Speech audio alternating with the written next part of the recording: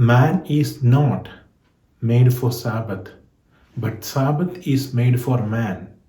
So, by observing the Sabbath law, the man may be closer to God and he may observe the Sabbath because his love for God.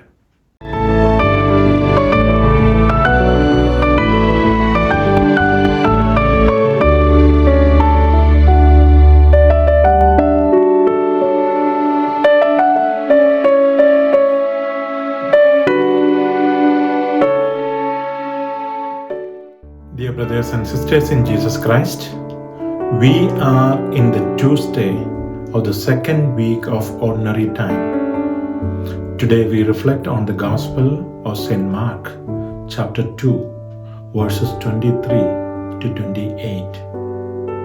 Today in the Gospel we see the conflict about observing the Sabbath.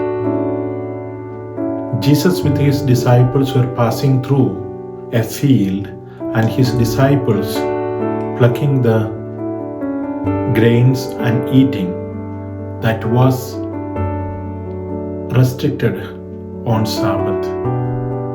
That was not lawful on Sabbath. But his disciples did that one. And the Pharisees complained to Jesus. And look, what was the response of Jesus? Jesus bringing the example of David. He and his followers ate the offertory bread that only the priest could lawfully eat. Every law has an exception, but we are not looking for the exceptions. We are looking for the purpose and motive of the law.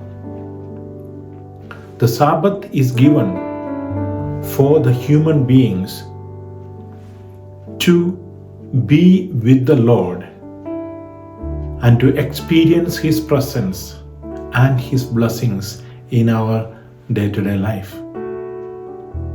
So when a person sincerely observes the Sabbath, that enables him to be more closer to the Lord, and by that he will be blessed and protected and guided by the Lord. Here, for the Pharisees and scribes, they lost the focus of the law, but they merely observing the law for the sake of observances. That's where Jesus is trying to correct them. Man is not made for Sabbath, but Sabbath is made for man. So, by observing the Sabbath law, the man may be closer to God and he may observe the Sabbath because his love for God. And by that, he and his family will be blessed.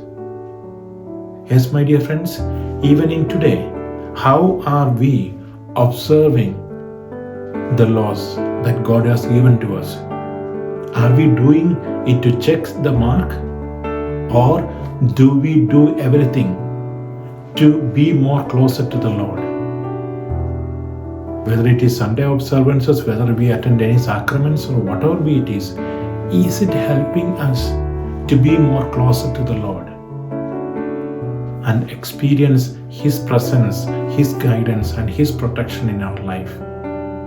If that is not happening in our life, we may have to look back. What is happening in our life? Is it become a mere observances for the sake of observing the law? Or are we doing it out of the love for God because of His abundant blessings in my life? So my dear friends, let us follow the guidance of the Lord, the law of the Lord, out of love of the Lord. Amen.